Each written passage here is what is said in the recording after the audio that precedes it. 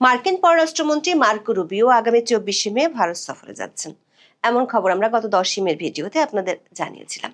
তবে নতুন এবং সবচেয়ে চমকপ্রদ খবর হলো দিল্লি সফর শেষে মার্কো রুবিও একদিনের ঝটিকা সফরে কলকাতাও যেতে পারেন। যদি তিনি শেষ পর্যন্ত পশ্চিমবঙ্গ সফরে যান, তবে সেটি হবে হিলারি ক্লিন্টনের পর দীর্ঘ 14 বছর পর কোনো মার্কিন পররাষ্ট্রমন্ত্রীর প্রথম কলকাতা সফর। ঘটনা কিন্তু এখানেই শেষ নাই। গত 12ই মে বেশ নাটকীয়ভাবে এবং প্রথা ভেঙে গুয়াহাটিতে আসামের মুখ্যমন্ত্রী হিসেবে হিমন্ত বিশ্ব শর্মার শপথ গ্রহণ অনুষ্ঠানে সশরীরে হাজির ছিলেন মার্কিন রাষ্ট্রদূত ও ডোনাল্ড ট্রাম্পের অত্যন্ত ঘনিষ্ঠ বন্ধু সার্জিও গোর। এ নিয়ে ভারতের কূটনৈতিক পাড়ায় এখন তুমুল শোরগোল আর চুল চেরা বিশ্লেষণ চলছে। প্রশ্ন হলো, মার্কিন প্রশাসনের কাছে ভারতের বাংলাদেশ সীমান্তবর্তী রাজ্যগুলো হঠাৎ এতটা গুরুত্বপূর্ণ হয়ে উঠল কেন? অথচ 2012 সালের সফরে তৎকালীন মার্কিন পররাষ্ট্রমন্ত্রী হিলারি ক্লিন্টন ঢাকা হয়ে কলকাতা গিয়েছিলেন। মমতা ব্যানার্জির সাথে তিস্তা চুক্তি নিয়ে মধ্যস্থতার চেষ্টাও করেছিলেন। তাহলে মার্কো রুবিও এত কাছে এসেও এবার ঢাকায় কেন পা রাখছেন না? তবে কি মার্কিনদের কাছে ঢাকার ভূ রাজনৈতিক গুরুত্ব কমে যাচ্ছে, নাকি 2026-এর নির্বাচনের পর গঠিত ঢাকার নতুন সরকারের কাছ থেকে ইতিমধ্যেই বিলিয়ন ডলারের বাণিজ্যিক ও সামরিক সুবিধা নিশ্চিত করে ফেলেছে ট্রাম্প প্রশাসন, যার কারণে আলাদা করে ঢাকা আসার আর প্রয়োজন দেখছে না রুবিও? নাকি দক্ষিণ এশিয়ায় চীনের প্রভাব ঠেকাতে বাংলাদেশের চাইতেও ভারতের এই সীমান্ত রাজ্যগুলোকে এখন বেশি ট্রাস্ট করছে ট্রাম্পের পররাষ্ট্র দপ্তর? নাকি বাংলাদেশের সাথে আকসা ও জিসুমিয়া চুক্তি করতে পারলে বঙ্গোপসাগরে মার্কিন যুদ্ধজাহাজ পাঠানোর ক্ষেত্রে ভারতের সীমান্তবর্তী রাজ্যগুলোই এখন ট্রাম্পের পররাষ্ট্র দপ্তরের সবচেয়ে বড় কনসার্ন হয়ে গেছে? প্রশ্ন উঠছে, বঙ্গোপসাগরের নিয়ন্ত্রণ নিয়ে ওয়াশিংটনের আসল ছকটাই বাকি। দীর্ঘ 14 বছর পর মার্কিন কূটনীতির এই আকস্মিক ইউটার্ন এবং সীমান্ত রাজ্যগুলোর দিকে ট্রাম্প প্রশাসনের এই বিশেষ নজরদারির পেছনের আসল রহস্য কি? বিস্তারিত জানতে চলুন যাওয়া যাক বিশ্লেষণে।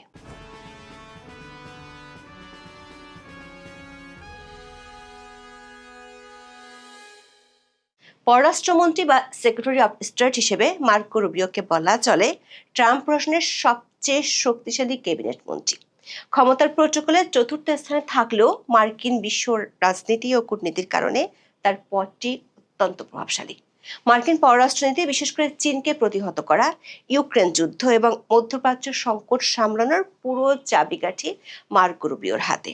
ট্রাম্পের প্রশাসনে তার কথার ওজন অনেক বেশি।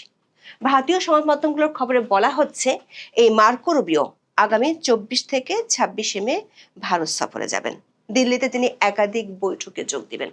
তার মধ্যে ভারতের সঙ্গে দ্বিপাক্ষিক বৈঠক তো থাকছে, আমেরিকা, জাপান, অস্ট্রেলিয়া, ভারতকে নিয়ে গঠিত কোয়াডের পররাষ্ট্রমন্ত্রীদের সম্মেলনও থাকছে। ইরান যুদ্ধের আবদে ইন্দো প্যাসিফিক অঞ্চলের আঞ্চলিক নিরাপত্তার জন্য এই সম্মেলনকে সবচেয়ে গুরুত্বপূর্ণ বলে ভাবা হচ্ছে। কূটনীতিকদের মতে রুবিওর এই আসন্ন ভারত সফর শুধু আঞ্চলিক স্তরেই নয়, সারা বিশ্বের জন্য গুরুত্বপূর্ণ। দৈনিক আনন্দবাজার সহ একাধিক ভারতীয় সংবাদ মাধ্যমের খবরে বলা হয়েছে, এত গুরুত্বপূর্ণ একটি সফরের ফাঁকেও রুবিও একবার কলকাতা ছুঁয়ে যাবেন বলে মার্কিন সূত্র দাবি করছে। দৈনিক আনন্দবাজার পত্রিকা মার্কো রুবিওর এই সফরকে প্রতীকী অর্থে রামের বনবাস থেকে ফেরার সাথে তুলনা করেছেন। দৈনিকটির খবরে বলা হয়েছে, মাত্র কয়েকদিন আগেই পশ্চিমবঙ্গে শুভেন্দু অধিকারীর নেতৃত্বে রামপন্থী সরকার গঠিত হয়েছে। আর এরই মধ্যে জাতীয় বা আন্তর্জাতিক স্তরে এই রাজ্যের গুরুত্বের প্রশ্নে রামচন্দ্রের বনবাসের মেয়াদ সংক্রান্ত হিসাব প্রাসঙ্গিক হয়ে উঠছে। 14 বছর বনবাসে ছিলেন রাম, তারপরে অযোধ্যায় ফিরেছিলেন। পশ্চিমবঙ্গের ঠিক 14 বছর পরে কোনো গুরুত্বপূর্ণ আন্তর্জাতিক অতিথির আগমনের সম্ভাবনা তৈরি হয়েছে। শেষবার কোনো মার্কিন পররাষ্ট্রমন্ত্রী কলকাতা সফরে গিয়েছিলেন 2012 সালের মে মাসে। মমতা বন্দ্যোপাধ্যায়ের মুখ্যমন্ত্রিত্বের বয়স তখন ছিল বছর 3। তখনকার মার্কিন পররাষ্ট্রমন্ত্রী হিলারি ক্লিন্টন কলকাতায় গিয়ে মমতার সঙ্গে প্রায় 1 ঘন্টা বৈঠক করেছিলেন। আনুষ্ঠানিকভাবে জানানো হয়েছিল ভারত বাংলাদেশের মধ্যে ঝুলে থাকা তিস্তা চুক্তি এবং প্রত্যক্ষ বিদেশি বিনিয়োগ সহ একাধিক বিষয় নিয়ে আলোচনা হয়েছিল। হিলারির সেই কলকাতা সফরের পর থেকে আর কোনো শীর্ষ মার্কিন কর্তাকে পশ্চিমবঙ্গ সফরে যেতে দেখা যায়নি। গত 14 বছরে বিশেষ করে নরেন্দ্র মোদী প্রধানমন্ত্রী হওয়ার পর থেকে প্রথম ও তৃতীয় বিশ্বের প্রায় সব রাষ্ট্রের শীর্ষ নেতাদেরই বারবার ভারত সফরে আসতে দেখা গিয়েছে, কাউকে একবার কাউকে একাধিকবার। এই সময়ের মধ্যে ভারতে কখনো G20 শীর্ষ সম্মেলন হয়েছে, কখনো ব্রিক্স শীর্ষ বৈঠক হয়েছে, কোনো কর্মসূচি দিল্লিতে হয়েছে, কোনোটি আহমেদাবাদে, কোনোটি মুম্বাইয়ে, এমনকি কোনোটি তামিলনাড়ুর মহাবলীপুরমেও হয়েছে। কিন্তু কলকাতা বা পশ্চিমবঙ্গ বাদ থেকে গিয়েছে। তাও ভারতীয় গণমাধ্যমের কাছে বিষয় হলো মার্কো রুবিও কেন হঠাৎ করে কলকাতায় যাচ্ছেন। দর্শক, 2012 সালে তৎকালীন মার্কিন পররাষ্ট্রমন্ত্রী হিলারি ক্লিন্টন যখন কলকাতায় পা রেখেছিলেন, তখন তিনি বাংলাদেশের রাজধানী ঢাকা হয়েই কলকাতা গিয়েছিলেন। 2012 সালের 4 মে তিনি বাংলাদেশে এসেছিলেন এবং 6 মে বাংলাদেশ সফর শেষে কলকাতা যান। সে সময় প্রকাশিত বিবিসি বাংলার খবর থেকে জানা যাচ্ছে, ওই সফরে ঢাকায় এসে প্রেস কনফারেন্সে প্রকাশ্যে মার্কিন পররাষ্ট্রমন্ত্রী হিলারি ক্লিন্টন গ্রামীণ ব্যাংকের পক্ষে ওকালতিও করে গিয়েছিলেন। তিনি বলেছিলেন, বাংলাদেশে গ্রামীণ ব্যাংকের ভবিষ্যৎ কর্মকাণ্ড যাতে সুষ্ঠু ও নিরপেক্ষভাবে পরিচালিত হতে পারে সেটা নিশ্চিত করা জরুরি। যার অর্থ হলো হিলারি সেবারের ঢাকা সফরের মূল লক্ষ্য হয়েছিল ডক্টর ইউনূসকে সাহায্য করা, আর তার কলকাতা সফরের মূল কেন্দ্রবিন্দু দিয়েছিল বাংলাদেশ। কিন্তু দীর্ঘ 14 বছর পর 2026 সালের মে মাসে এসে ট্রাম্পের পররাষ্ট্রমন্ত্রী মার্কো রুবিও যখন আবার কলকাতায় আসার ছক কষছেন, তখন সমীকরণটি সম্পূর্ণ উল্টে গেছে। রুবিও এত কাছে এসেও এবার ঢাকায় পা রাখছেন না। তাহলে কি মার্কিনীদের কাছে ঢাকার ভূ রাজনৈতিক গুরুত্ব একেবারেই কমে গেছে? আসল সত্য হলো, ট্রাম্প প্রশাসনের কাছে ট্রানজিশনাল ডিপ্লোমেসি বা ব্যবসায়িক কূটনীতির কারণে ঢাকার সাথে আমেরিকার লেনদেন অলরেডি প্রায় শেষ হয়ে গেছে। 2026 ফেব্রুয়ারিতে বাংলাদেশে সাধারণ নির্বাচনের পর তারেক রহমানের নেতৃত্বে যখন নতুন সরকার গঠিত হলো, ওয়াশিংটন কালক্ষেপণ না করেই ঢাকার কাছ থেকে তাদের সব কৌশলগত ও বাণিজ্যিক সুবিধা আদায় করে নিয়েছে। গত কয়েক মাসে মার্কিন যুক্তরাষ্ট্রের সাথে বাংলাদেশের অত্যন্ত গুরুত্বপূর্ণ বাণিজ্য ও কৌশলগত চুক্তি এই 8টি স্বাক্ষরিত হয়েছে এবং আমেরিকার দীর্ঘদিনের সামরিক আবদার আকসা বা লজিস্টিক সাপোর্ট চুক্তির একেবারে দ্বারপ্রান্তে দাঁড়িয়ে আছে ঢাকা। ফলে কট্টর চীন বিরোধী মার্কো রুবিও এই মুহূর্তে ঢাকাকে আলাদা করে তুষ্ট করার কোনো ডিপ্লোম্যাটিক প্রয়োজন দেখছেন না, বরং তার পুরো মনোযোগ এখন ভারতের এই সীমান্ত রাজ্যগুলোর দিকে। তাহলে আসামে কি এমন ঘটল যে ট্রাম্পের পরম বন্ধু এবং মার্কিন রাষ্ট্রদূত সার্জিও গোরকে প্রথা ভেঙে গুয়াহাটিতে ছুটে যেতে হলো? এর পিছনে রয়েছে বৈশ্বিক রাজনীতির অন্যতম মাস্টার স্ট্রোক, যাকে বলা হচ্ছে সিলিকন ডিপ্লোম্যাসি। আসামের জাগিরোডে টাটা গ্রুপের নেতৃত্বে ভারতের অন্যতম বৃহৎ সেমিকন্ডাক্টর বা চিপ অ্যাসেম্বলি প্ল্যান্ট তৈরি হচ্ছে। বর্তমান প্রযুক্তির বিশ্বে এই সেমিকন্ডাক্টর চিপ হলো নতুন খনিজ তেল, আর এই খাতে আমেরিকার রয়েছে $1 বিলিয়ন বাণিজ্যিক ও প্রযুক্তিগত বিনিয়োগের প্রস্তাব। কিন্তু এর একটা ভূ রাজনৈতিক দিকও আছে। আসামের ভৌগোলিক অবস্থান অত্যন্ত সংবেদনশীল। এর এক পাশে চীন সীমান্ত, অন্য পাশে বাংলাদেশ ও মিয়ানমার। হিমন্ত বিশ্ব শর্মা শুধু আসামের মুখ্যমন্ত্রী নন, তিনি উত্তর পূর্ব ভারতের বিজেপির প্রধান চাবিকাঠি।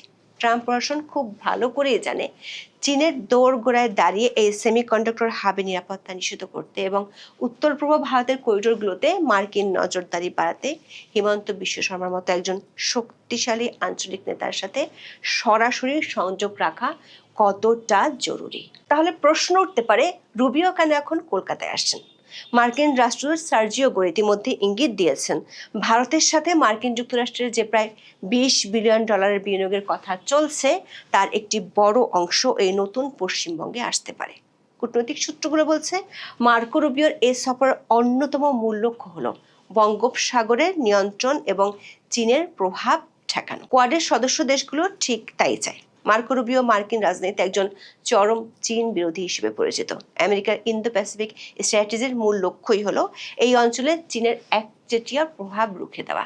বাংলাদেশ ও মিয়ানমার সীমান্তে যে অস্থিরতা কিংবা বঙ্গোপসাগরে চীনের যে নৌ তৎপরতা তা ভারতের উত্তর পূর্বাঞ্চল এবং পশ্চিমবঙ্গকে সরাসরি স্পর্শ করে।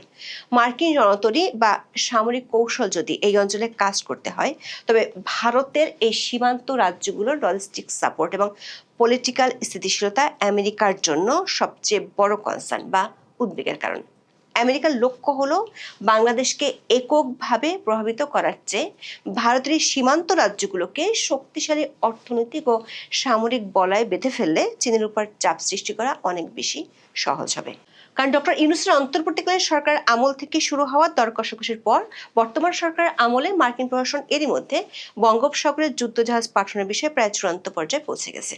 বাংলাদেশ ও আমেরিকার মধ্যে আকসা চুক্তিটি সই হওয়ার পথেই রয়েছে। এটি সই হলে মার্কিন নৌবাহিনীর যুদ্ধজাহাজ এবং যুদ্ধ বিমানগুলো সরাসরি বাংলাদেশের চট্টগ্রাম এবং মাতারবাড়ির মতো স্ট্র্যাটেজিক সমুদ্র বন্দর ও বিমানবন্দরগুলো ব্যবহার করার আইনি অধিকার পেয়ে যাবে। রক্ষণাবেক্ষণ, রিফুয়েলিং এবং লজিস্টিক সাপোর্টের নাম করে মার্কিন যুদ্ধজাহাজগুলো তখন নিয়মিত অবস্থান করবে বঙ্গোপসাগরে। শুধু তাই নয়, এর পাশাপাশি জেসমিয়া চুক্তিটি স্বাক্ষরিত হলে এই চুক্তির মাধ্যমে ওয়াশিংটন ও ঢাকা সরাসরি ক্লাসিফাইড সামরিক গোয়েন্দা তথ্য আদান প্রদান করতে পারবে, যার ফলে পুরো বঙ্গোপসাগর এবং ভারত মহাসাগরের প্রধান সামুদ্রিক রুটগুলোর উপর মার্কিন সার্ভেলেন্স বা নজরদারি ব্যবস্থা বহুগুণ বেড়ে যাবে। আন্তর্জাতিক গণমাধ্যমগুলোর খবরে বলা হচ্ছে, তারেক রহমান প্রধানমন্ত্রী হবার পর ট্রাম্প যে চিঠি দিয়েছিলেন সেখানেও এই সামরিক চুক্তির কথা বলা ছিল। যদিও আকসা এবং জেসমিয়া চুক্তি দুটি করার জন্য প্রস্তাব দেওয়া হয়েছিল শেখ হাসিনার আমলে, কিন্তু বেশ কয়েক দফা আলোচনার পর শেষ পর্যন্ত আওয়ামী লীগ সরকার সেটি না করে দিয়েছিল।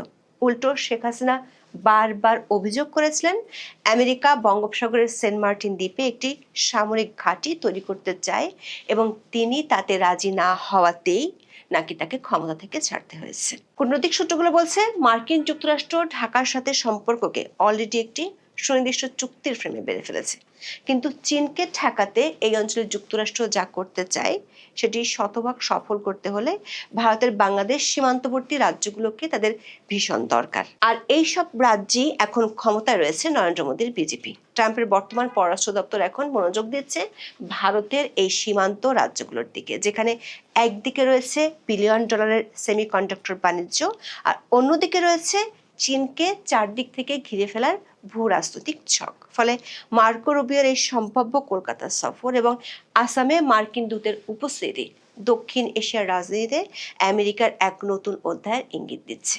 এই নতুন মেরুকরণে বাংলাদেশ এবং ভারতের এই সীমান্ত রাজ্যগুলোর ভবিষ্যৎ সমীকরণ কোন দিকে মোড় নেয় সেটাই এখন দেখার বিষয়। তবে তার চেয়ে বড় কথা, ভারত এখন বাংলাদেশ ইস্যুতে মার্কিনীদের কি শর্ত বা রিকোয়েস্ট জুড়ে দেয় সেটি হয়ে উঠবে বাংলাদেশের জন্য ভবিষ্যতের সবচেয়ে গুরুত্বপূর্ণ প্রশ্ন। এখন এ পর্যন্ত। সবাই ভালো থাকুন, সুস্থ থাকুন, নিরাপদে থাকুন। দেখা হবে আগামী পর্বে।